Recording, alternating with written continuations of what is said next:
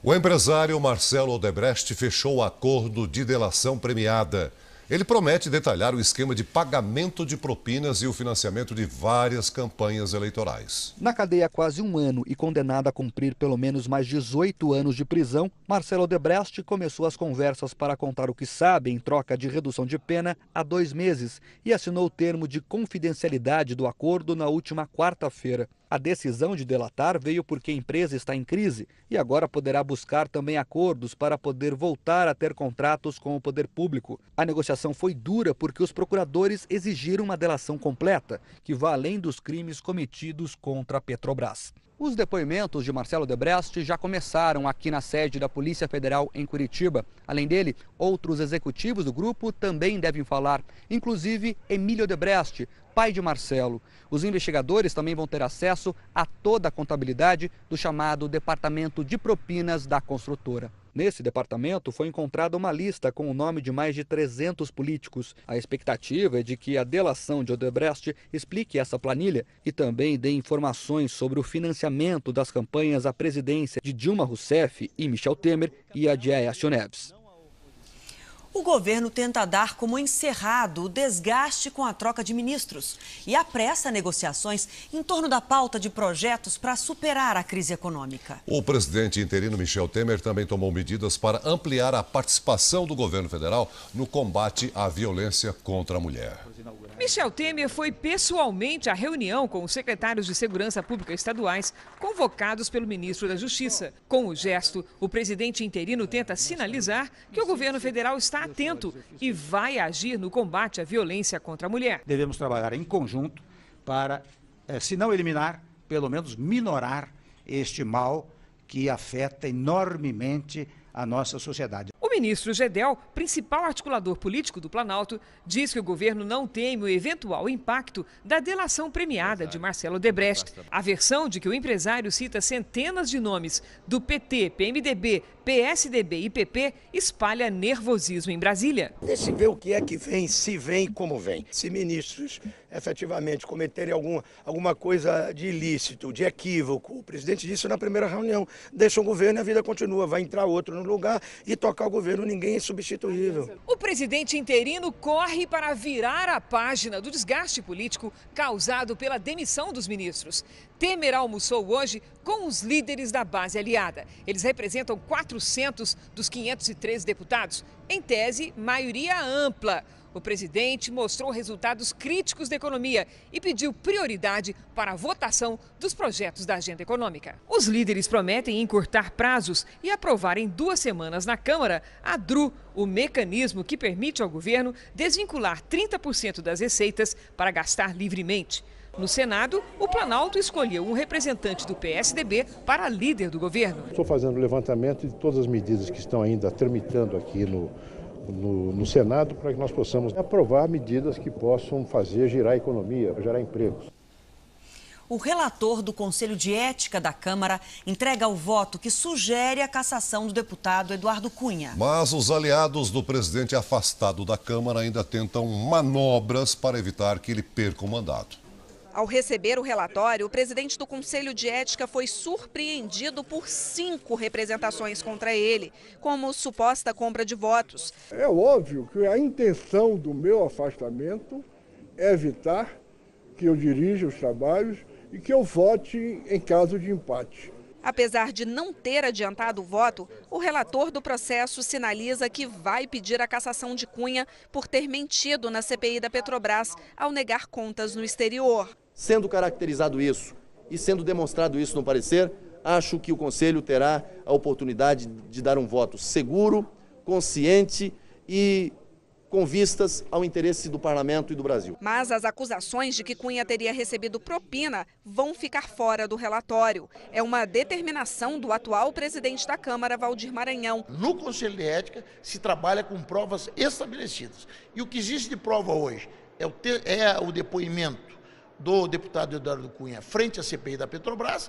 e o fato de que, efetivamente, ele possui vinculações com trust na Suíça. Hoje, em nova manobra para salvar Eduardo Cunha, Valdir Maranhão assinou um ofício que altera as regras do processo de quebra de decoro.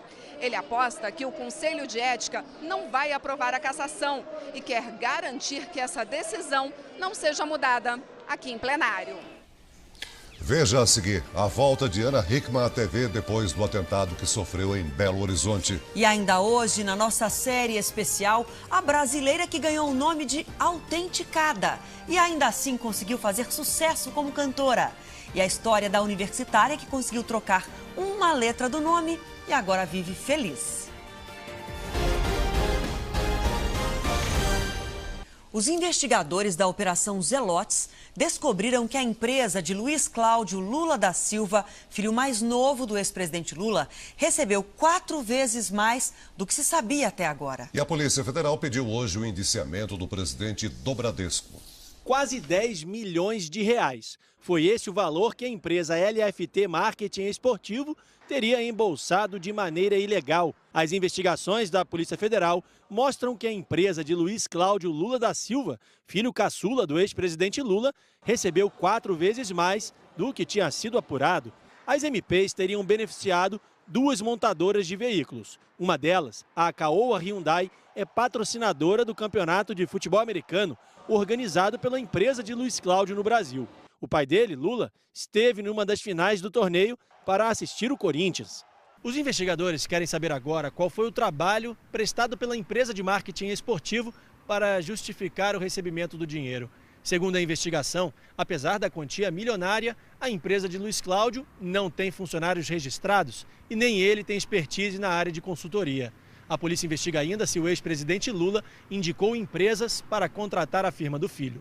A Operação Zelotes teve outro desdobramento hoje. O presidente do Bradesco, Luiz Carlos Trabuco, e mais 9 pessoas foram indiciados por suspeita de fazer parte de um grupo acusado de subornar funcionários do órgão da Receita Federal, o CARF, responsável pelos recursos contra multas aplicadas a devedores do fisco. Em nota, o Bradesco diz que não contratou os serviços oferecidos pelo grupo investigado. Afirma ainda que foi derrotado no julgamento do CARF por 6-0 e que o presidente do banco, Luiz Carlos Trabuco, não participou de qualquer reunião com o grupo citado.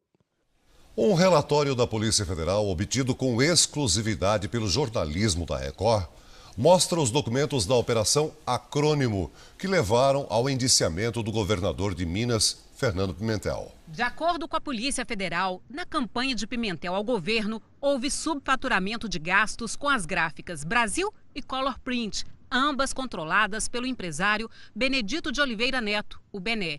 Na cópia deste documento, a divergência aparece na quantidade de material chamado de Santão. Na ordem de serviço, a tiragem é de 2.500.000 peças.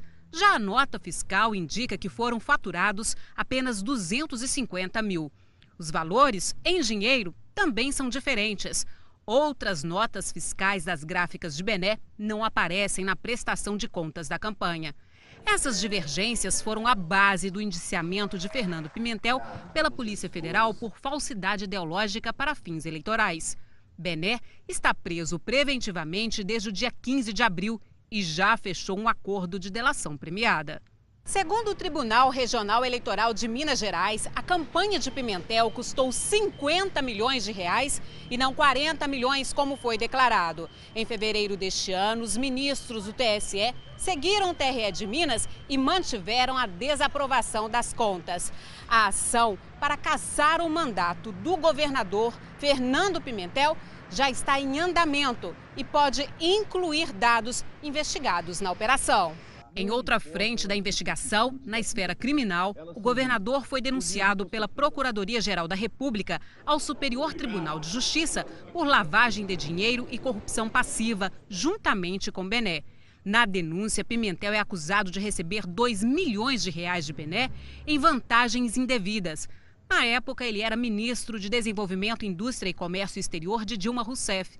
Através de Bené, Pimentel teria atendido interesses do grupo Caoa, representante da montadora Hyundai no Brasil. A denúncia ainda está em análise no STJ.